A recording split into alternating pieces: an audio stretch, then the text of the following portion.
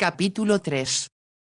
Su señoría no ha bajado todavía, milord, informó el mayordomo cuando Lord Polbrook entró en el vestíbulo. Brookie, como lo conocían sus contemporáneos, era uno de los más antiguos amigos del duque y el más íntimo. Habían estudiado juntos en Eton, asistido a Oxford del mismo año y servido en el mismo regimiento. Pero aunque al duque se le miraba con respeto, aun por los hombres de su misma edad, Brookie era popular en todos los círculos. Siempre estaba alegre y dispuesto a sacar el mejor partido de las circunstancias y para el duque era un compañero al que confiaba sus más íntimos secretos. Brookie, además, lo había ayudado en algunas ocasiones mucho más de lo que hubieran hecho sus otros amigos. Por consiguiente siempre lo incluía en todas sus actividades, ya fuera en las carreras de caballos o en las reuniones del mundo alegre en el que Brookie, como soltero disponible, tenía tanta demanda como el mismo duque.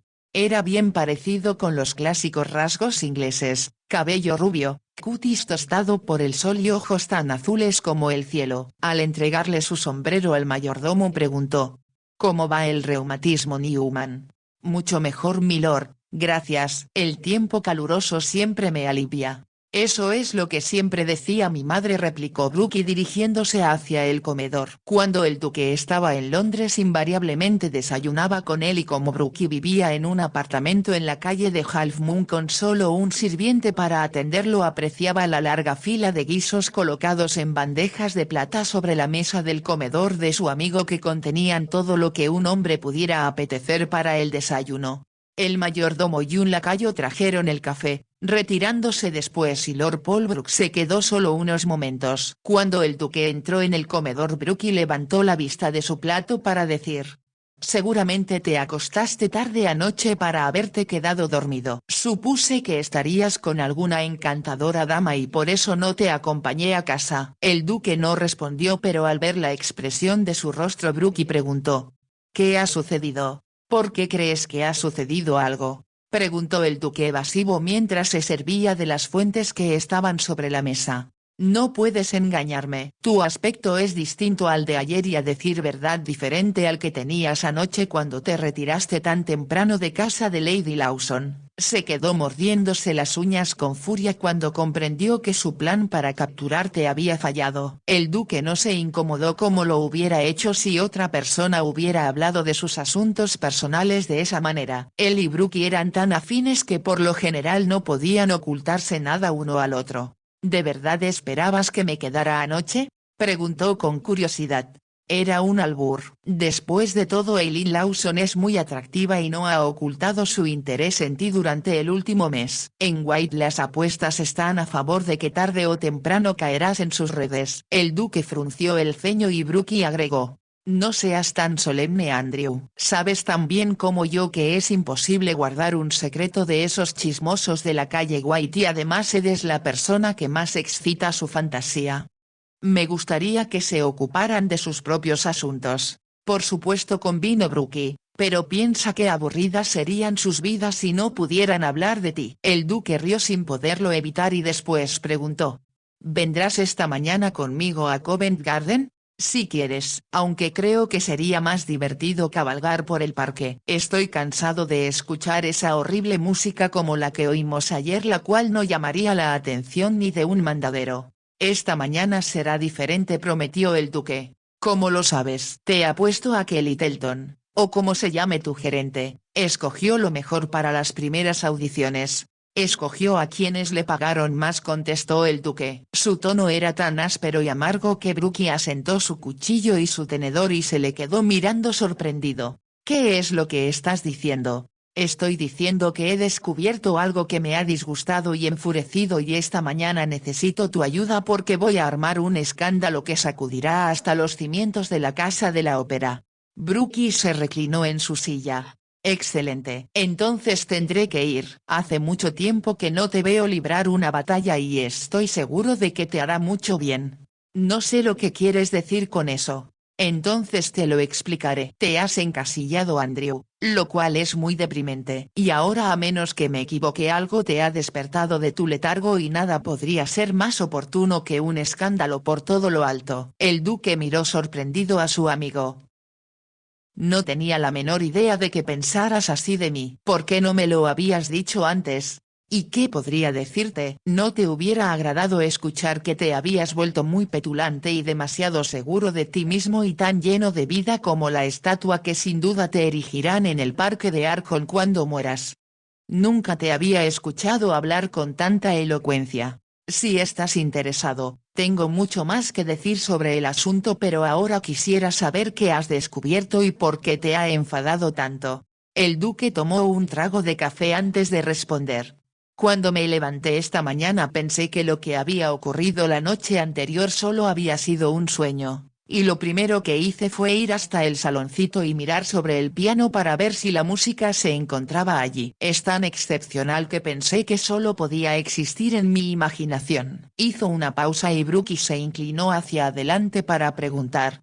¿Qué música? ¿De qué estás hablando? Muy despacio, y escogiendo sus palabras con cuidado, el duque narró con lujo de detalles lo que había ocurrido la noche anterior. Cuando finalizó con la partida de Berna en un carruaje de alquiler, Brookie exclamó. No puedo creerlo, es un suceso más dramático que todo lo que he visto en el teatro. Y si es verdad, solo podía haberte sucedido a ti. ¿Por qué solo a mí? Porque siempre has invitado a lo insólito. ¿Recuerdas una vez en Oxford? Brookie hizo una pausa. No importa. Podremos recordar eso en otra ocasión. ¿Qué intentas hacer? Primero acerca de la corrupción en tu propio departamento y después sobre la joven. Voy a desacreditar a Littleton y a todos los que han exigido dinero a algún compositor. A los que ya han pagado se les devolverá su dinero y de alguna forma tendré que ponerme en contacto con los que fueron rechazados. ¿Y piensa reportar esta corrupción a los periódicos? Preferiría que no se le diera publicidad, contestó el duque. Pero al mismo tiempo, ¿cómo podré asegurarme que los que han perdido la esperanza de obtener lo que Berna ha llamado justicia vuelvan a intentarlo cuando comprendan que ya no tendrán que pagar por ese privilegio? Va a ser difícil, convino Brookie. Apenas puedo creer que Littleton, quien parecía un hombre decente, se hubiera rebajado a proceder de una forma tan vergonzosa considerando la cantidad de dinero que has vertido sobre Covent Garden. Supongo que pensaría que no estaba obteniendo la parte que le correspondía, repuso el duque. Siguieron unos minutos de silencio mientras los dos hombres terminaban de desayunar y entonces Brookie preguntó. «¿La música de este hombre, Sletti, es tan buena como dices?» «Mejor», exclamó el duque. «Es exactamente lo que he estado buscando, un nuevo Strauss, para presentar al público inglés una música que les alegre los corazones y les haga sentir deseos de bailar». Brookie rió. «Siempre he creído que se necesitaría un terremoto para lograr eso, pero si tú estás convencido, todos los que como tú se han vuelto solemnes al entrar en la edad madura sin duda se sentirán rejuvenecidos». «Una palabra más», le advirtió el duque, «y no te permitiré acompañarme, y sabes muy bien que no te perderías por nada del mundo lo que sin duda será una mañana explosiva». «Nada podría detenerme», sonrió Brookie. «Si hay algo que disfruto es ver tus ojos llenos de ira y llamas saliendo de tu boca. Hablas como si fuera un dragón. Eso es exactamente lo que eres cuando te violentas. El problema es que durante los últimos años una extraña somnolencia se había apoderado de ti». Hizo una pausa y después añadió. «Sin embargo, ahora que lo pienso, San Jorge se ha aparecido en la forma de una joven llamada Berna. Y ha sido tan desdeñosa como tú. Me acusó por no haberme percatado de lo que estaba ocurriendo y de hecho me acusó de ineficiencia. Bien por ella», exclamó Brookie. «La felicitaré cuando la conozca». El duque no respondió y después de unos momentos Brookie preguntó en un tono diferente de voz. «¿Y qué piensas hacer con su padre?» El duque se quedó pensativo un momento antes de contestar. «Ya le he ordenado a Carstairs que lleve a su vivienda, en la calle Pratt, alimentos nutritivos que preparará mi chef. Pero tengo la impresión de que no podría pedirle a Sir Felix Uraiton que atienda a un paciente en esa dirección. Ya me imagino la cara que pondría. Por eso le pedí a Carstairs», prosiguió el duque, «que persuada a Berna para que se mude a otro sitio que no se encuentre en el distrito de Paddington». «Tienes razón», convino Brookie. «Toda la zona es una desgracia. Debían haberla limpiado hace mucho tiempo. Pero como ella dijo, los alquileres son más baratos allí», comentó el duque. Supongo que le darías algún dinero. Desde luego. Pero ella solo lo aceptó con la condición de que si su padre ganaba el concurso, como yo le había asegurado, lo deduciría del premio. O de lo contrario me lo devolvería en el acto. Brooke miró incrédulo al duque. ¿De verdad dijo eso? ¿Cómo lo estás oyendo? Y tuve la sensación de que si no hubiera estado tan preocupada por su padre no hubiera aceptado de mí un solo centavo. Santo Dios, sí que es extraordinaria. Nunca he conocido una mujer que no te metiera la mano en el bolsillo aún antes de decirte su nombre. El duque iba a responder que esa aseveración era incierta cuando recordó lo mucho que había gastado en las hermosas mujeres que aunque lo habían amado apasionadamente siempre habían estado dispuestas a aceptar joyas, pieles o cualquier objeto que se les antojara. Como él era tan rico, ellas consideraban que estaba obligado a hacerles costosos regalos y el duque pensaba a veces que las mujeres de su misma clase social eran más avariciosas que las amantes cuya profesión las obligaba a extraer el mayor dinero posible de su protector. ¿Dices que esta joven es bonita?, preguntó Brooke. Hermosa es la palabra apropiada, con un tipo muy húngaro, aunque su piel es muy pálida, lo cual puede deberse por supuesto a la mala alimentación. Parece una joven poco común. Lo es. Esta mañana salí a mirar el sitio por donde había trepado hasta la ventana. Debe haber subido por la celosía porque la puerta lateral siempre está cerrada con llave.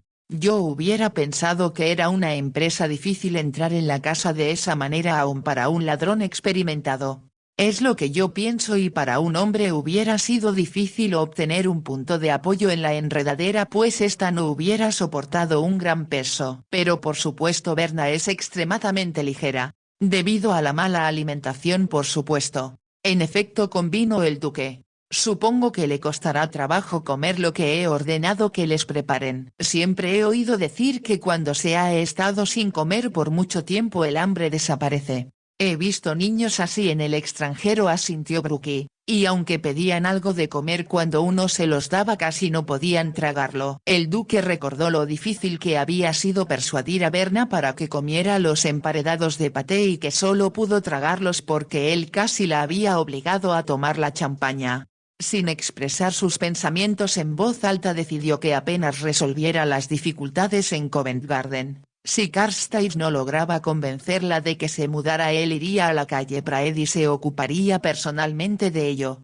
Cuando haya dado a conocer al mundo la música de Sandor Seletti exclamó con voz alta, será un hombre rico. Entonces es imperativo que no muera antes que eso ocurra comentó Brooke. El duque lo miró sorprendido como si esa idea no hubiera pasado por su mente. Tiene razón dijo. Le pediré a Carstairs, que a pesar de las condiciones en que están viviendo, busque un médico para atenderlo. Debe haber una docena por lo menos en esa vecindad que estarían encantados de saber que yo pagaría sus honorarios. Por supuesto que sí. Convino Brooke. Pero tal vez les parecería extraño que pudiendo escoger tuvieras una amiga en la calle de Praed. El duque frunció el ceño pero al comprender que su amigo estaba bromeando rió a su vez. Si le sugirieras eso a Berna sin duda te dispararía con su pistola. Ella no me consideró como un hombre sino como un protector de la música que ha fallado miserablemente en su empeño. Pobre Andrew. Repuso Brooke riendo. Es la primera vez que tu auditorio, muy numeroso por cierto, te ha abucheado en vez de concederte una ovación. Si lo que Berna dice es cierto y se ha despedido a los músicos porque no podían pagar la cuota que se les exigía de un modo ilegal, yo soy culpable en ese caso por desconocer lo que estaba sucediendo. ¿No crees que esta joven podría estar mintiendo para despertar tu simpatía? El duque hizo un gesto negativo con la cabeza. No, no hay duda de que estaba diciendo la verdad. Se levantó de la mesa mientras decía. Ven Brooke. Vamos a Covent Garden donde voy a hacer volar hasta el techo. Muy entrada la tarde el duque y Brooke regresaron a Park Lane. El duque había tenido razón al decir que armaría un escándalo que haría retumbar el techo y en el alboroto que se suscitó no solo se despidió a Littleton sino que algunos de sus subordinados dejaron para siempre la Real Casa de la Ópera. Los jueces, lo mismo que el duque, Se mostraron horrorizados al enterarse de lo que había sucedido, aunque Brooke tuvo la ligera sospecha de que algunos de ellos no eran ajenos del todo a la situación.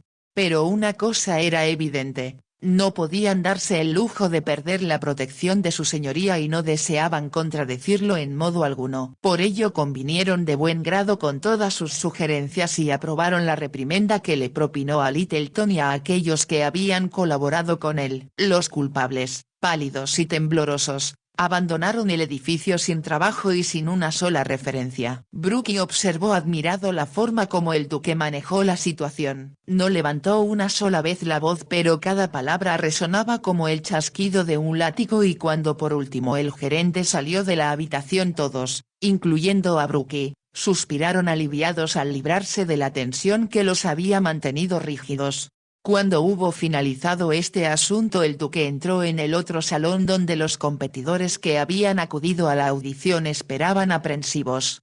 Presentían que algo estaba ocurriendo y temían que les impidiera presentar sus composiciones. El duque habló con ellos y descubrió qué cantidad de dinero les habían extorsionado y ordenó que se les devolviera al instante. También les preguntó si conocían los nombres de las personas que habían sido rechazadas por no poder pagar por el privilegio de que las escucharan.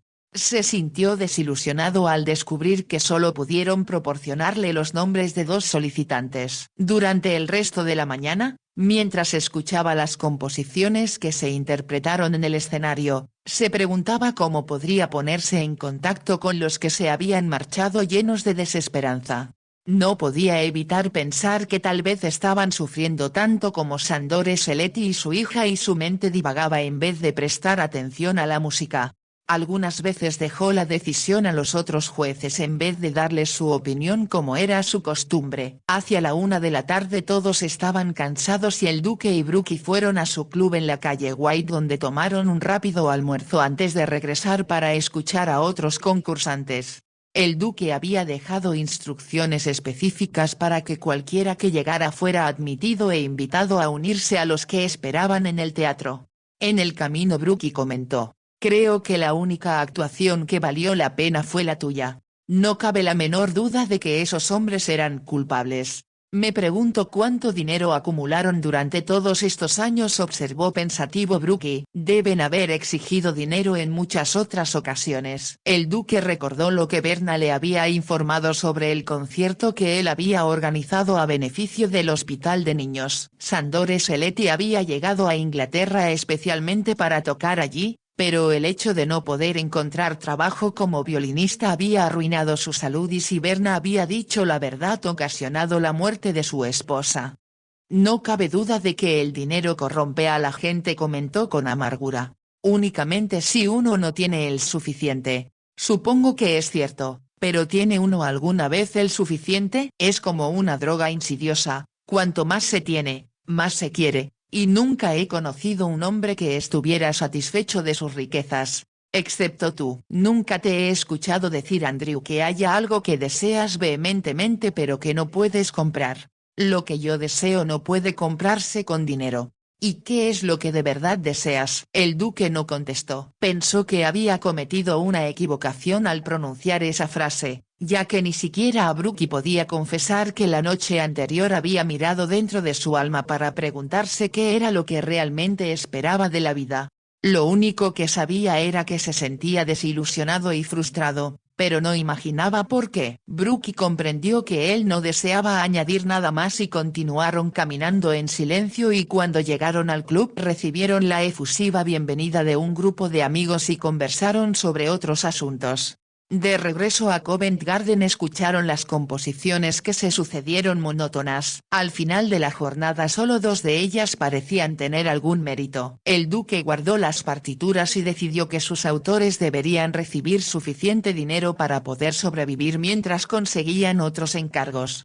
Luego para el gran final llamó a un acompañante para que interpretara al piano las obras de Sándor Seletti. Como algunas de las composiciones habían sido escritas para el violín o el cello, el duque siempre llevaba consigo a un acompañante a quien consideraba como uno de los mejores de Londres. Cuando el hombre se sentó al piano, el duque le entregó las partituras que Berna le había dejado la noche anterior y después de echarles un vistazo el pianista comentó: «Su señoría, esto es diferente de lo que hemos escuchado hasta ahora». «Esperaba que pensara de ese modo», replicó el duque, «y estoy seguro de que los demás caballeros estarán de acuerdo conmigo». Cuando el acompañante terminó de tocar las tres composiciones, se produjo un silencio mucho más elocuente de lo que hubieran sido las aclamaciones. Después de la emoción que la música despertó en ellos, todos empezaron a aplaudir con un entusiasmo que no habían demostrado antes. «Maravilloso, magnífico, extraordinario». Los adjetivos brotaron de sus labios y el duque concretó: «Creo, caballeros, que no necesitamos seguir buscando al ganador de este concurso. Lo que ustedes tienen que decidir, y estoy dispuesto a dejar el fallo en sus manos, es quién ganará los otros premios». Los otros dos compositores que el duque había escogido quedaron muy satisfechos al saber que podrían dividir entre ellos el premio de 500 guineas y a los otros, aunque no valían nada, se les otorgó un premio de 100 libras esterlinas. «Eso evitará que se mueran de hambre», pensó el duque, aunque era difícil creer que pudieran vivir del producto de sus composiciones. Sin embargo, como quedaba aún pendiente el problema de los que habían sido rechazados, pidió hablar con algunos reporteros de los periódicos quienes estaban esperando para conocer los resultados del concurso. Escogiendo sus palabras con cuidado, dejó entrever que se habían cometido algunas equivocaciones con respecto a las reglas del concurso, pero especificó con claridad que habría otro concurso por el que ofrecería los mismos premios y que recibiría personalmente a todos los que desearan participar, pero no en Covent Garden, sino en el salón de música de su casa de Park Lane a partir de la próxima semana. Sabía que esta noticia obtendría mucha publicidad porque se trataba de un acontecimiento inusitado y los reporteros salieron presurosos, más interesados en la futura audición que en la que acababa de terminar. Al mismo tiempo el duque declaró que el ganador, Sándor Seletti, era en su opinión un genio cuyo talento no había sido apreciado a pesar de que era conocido como violinista en su país. «Creo, caballeros», concluyó el duque, «que hemos descubierto a un compositor que brillará con una luz nueva en el mundo musical y cuyas melodías en muy corto tiempo serán repetidas por todos los labios y resonarán en los oídos del mundo entero». Al pronunciar estas palabras pensó que esa frase agradaría a Berna y deseó poder ver su rostro al día siguiente cuando leyera los periódicos. Entonces recordó que ella tal vez no podía darse el lujo de comprar los periódicos y que tendría que enviarles un ejemplar a la calle de Braed o al sitio donde el señor Carstairs la hubiese convencido para que se mudara. Cuando regresaban en el carruaje a la casa de Park Lane, Brooke exclamó: «Después de todo lo que ha sucedido hoy necesito un trago». «¿Qué es lo que tienes que hacer esta noche?». «No recuerdo», contestó el duque. «Creo que estás invitado a una cena en la casa Richmond», dijo Brooke. «Yo acepté asistir hace una semana y estoy seguro de que tú también». El duque gruñó malhumorado. «Me siento muy cansado para hacer el esfuerzo de entretener esta noche a la duquesa». Brooke rió. «¿No podríamos enviar una nota diciendo que por desdicha no nos es posible asistir?», sugirió el duque. «¿Estás loco?». «Esa es la clase de desaire que la duquesa no olvida ni perdona nunca. En ese caso tendremos que asistir. Una botella de tu mejor champaña es el tónico que necesitamos en este momento». «Está bien», convino el duque, «pero no pienso quedarme hasta muy tarde». «Sin duda cambiarás de idea cuando estés allí», repuso Brooke con voz alegre. «Lo bueno de las fiestas en casa de los Richmond es que invitan a las mujeres más hermosas de Londres». «Supongo que es cierto», respondió el duque con indiferencia. «La última vez que estuvimos allí, se me ocurrió pensar que alguien debería pintar un cuadro con todas las parejas bailando bajo los candiles. Las mujeres se mueven con tanta gracia con sus amplias crinolinas, lo cual me recuerda que tu musical amiga no hubiera podido subir hasta tu ventana si hubiera usado una».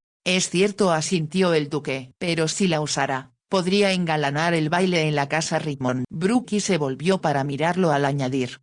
Deberías invitarla algún día a bailar contigo. Si lo hiciera me rechazaría con toda seguridad. Ya te he dicho que me desprecia y que me habla en un tono desdeñoso. Brookie estuvo a punto de decir que ese desacostumbrado comportamiento era beneficioso para el duque después de recibir tantas adulaciones, pero en esos momentos el carruaje se detuvo frente a la casa Arkholm. El duque entró en el vestíbulo. ¿En dónde está la champaña Newman?, preguntó. En la biblioteca su señoría, repuso el mayordomo. ¿Desea algo más su señoría? Tengo apetito, dijo Brookie. Me apresuraste tanto a la hora del almuerzo que creo que me moriré de hambre si no como algo antes de la cena. El duque estuvo a punto de decirle a Brookie que a él jamás podría sucederle una cosa semejante, pero guardó silencio. Envió al mayordomo a traer unos emparedados, ya que sabía que si llegaba a casa a la hora apropiada el chef siempre podía servirle el té con abundantes bocadillos. Mientras se dirigía hacia el estudio ordenó: «Pídele al señor Carstairs que venga enseguida». «Sí, su señoría», respondió el mayordomo. Solo habían permanecido unos minutos en el estudio cuando apareció el secretario del duque. Era un hombre alto, de cabellos grises, cuyo rostro tenía una expresión de perpetua preocupación. «¿Y bien, Carstairs?», preguntó el duque. «¿Convenciste a la señorita Sletty y a su padre para que se mudaran a un distrito más acogedor que Paddington?» «Me temo que no, su señoría». «¿Por qué no?». «Porque, su señoría, cuando llegué al número 27 de la calle Praed la señorita Sletty y su padre ya se habían marchado». El duque lanzó una mirada incrédula a su secretario y después añadió en tono áspero: «¿A qué hora llegaste allí?». «Después de las 3:30, su señoría, porque el chef tuvo dificultades para encontrar los ingredientes que necesitaba para la comida de un enfermo». «¿Preguntaste si habían dejado alguna dirección?». «Por supuesto, su señoría, pero nadie en toda la casa tenía la menor idea de a dónde se habían dirigido». Era evidente, pensó el duque, que los habitantes de esa casa estaban decididos a no divulgar ninguna información que pudiera ser usada contra ellos.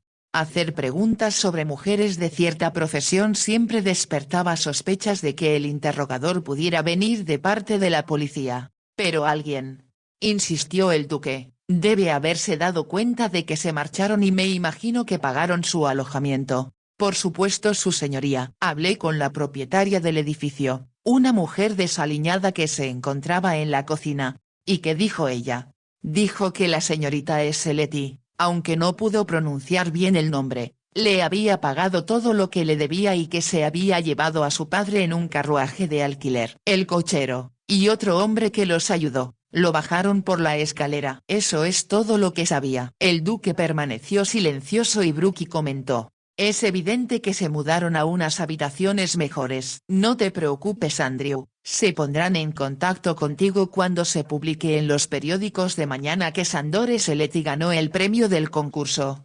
«Sí, creo que tienes razón», contestó el duque, pero al mismo tiempo experimentó la extraña e inexplicable sensación de que había perdido algo muy valioso. Berna había regresado con su padre al alojamiento que ocupaban cuando su madre vivía. Estaba en una calle de más categoría que la de Praed y cuando fue a ver a su antigua casera, la señora Bates, la mujer había estado encantada de volverla a ver. «Me he acordado mucho de usted, querida», le dijo, «y de la forma tan triste como perdió a su madre. Solo tuve que echarle un vistazo para decirme, esa es una verdadera dama y yo nunca me equivoco». «Gracias», replicó Berna, «pero mi padre está muy enfermo, Bates, y tengo que instalarlo en un lugar cómodo donde tenga oportunidad de recuperarse». Antes que la señora Bates pudiera replicar, ella añadió: «Puedo pagar por adelantado por las mejores habitaciones que tenga». «Por suerte», contestó la señora Bates, «se acaba de desocupar el mejor cuarto de la casa. Estos últimos 15 días lo estuvo ocupando un caballero muy agradable, pero tuvo que viajar al norte y no creo que regrese en varios meses». Al entrar en la habitación, Berna comprobó que aunque el mobiliario era escaso y no muy cómodo, era un lugar mucho mejor que el sórdido desván infectado de ratas de la calle Praed. La ventana daba hacia el sur y aunque la cama era pequeña y algo desvencijada, Había una alfombra sobre el piso y otro pequeño cuarto que comunicaba con el principal, donde ella podría dormir.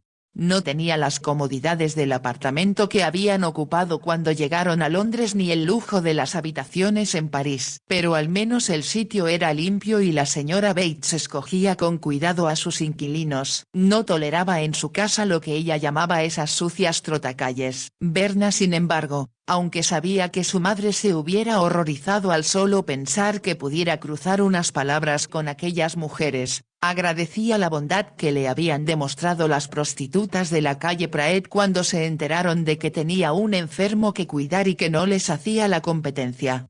Le preguntaban por la salud de su padre y la animaban a que levantara su ánimo asegurándole que después de la tempestad brillaba el arco iris, una idea que a Berna le parecía una quimera hasta que decidió enfrentarse al duque.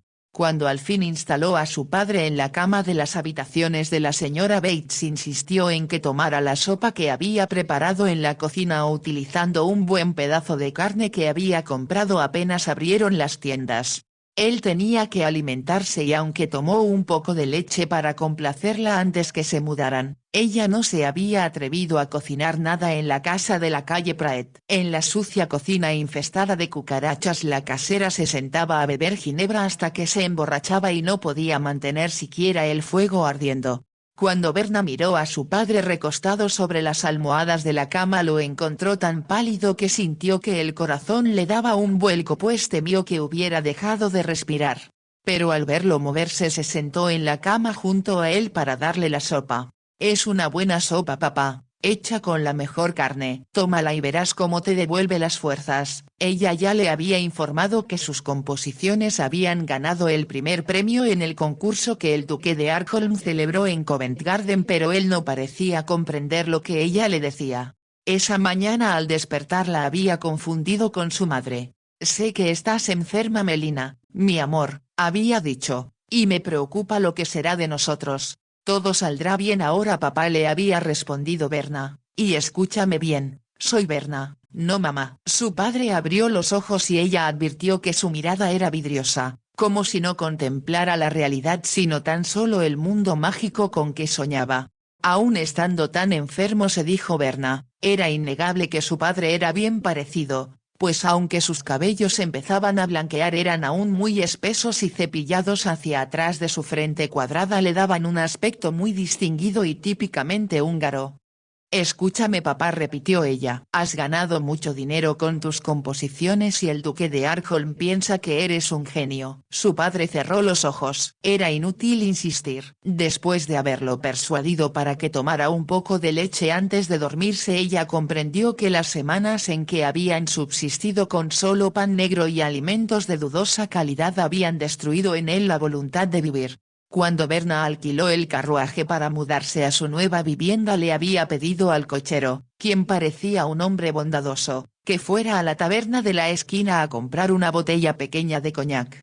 Cuando él se dio cuenta para qué se necesitaba la trajo en el acto y con la ayuda de un hombre que no parecía tener nada mejor que hacer bajaron a Sandore Seletti y lo metieron en el carruaje de alquiler. Berna, al comprar la leche, había cambiado uno de los soberanos que le había dado el duque y cuando le dio un chelín a cada uno de los hombres los dos la miraron titubeando. «¿Está segura de que no le hace falta, señorita?», había preguntado el cochero. «Allí dentro lleva a un hombre muy enfermo». «Lo sé», repuso Berna, «pero tengo algo de dinero para podernos arreglar hasta que mi padre mejore. Entonces podrá ganar mucho más con su música». «¿Músico, había dicho el cochero. «No he conocido a ninguno que viaje en un carruaje con una manta sobre las rodillas». Rió de su propio chiste y Berna agregó. «Gracias por ayudarnos. Es una lástima que en el mundo no hayan más personas como usted». «Ha sido un placer, señorita, y es mejor que coma algo que le devuelva el color a sus mejillas», aconsejó el cochero. Berna le había sonreído mientras se alejaba y se apresuró a regresar al lado de su padre. La nutritiva sopa y el trago de coñac que Berna le hizo tomar lo habían revivido un poco y empezó a hablar con más sentido. «Me dijiste que al duque de Arkholm le gustaron mis composiciones». «¿O solo me lo imaginé?». «Dijo que eras un genio, papá». y que recibirías las 1000 guineas que había ofrecido para la mejor composición musical. Por un momento una nueva luz pareció brillar en los ojos de Sandor Seletti, pero después murmuró con voz apenas audible: «Es demasiado tarde. Ya no puedo tocar para tu madre».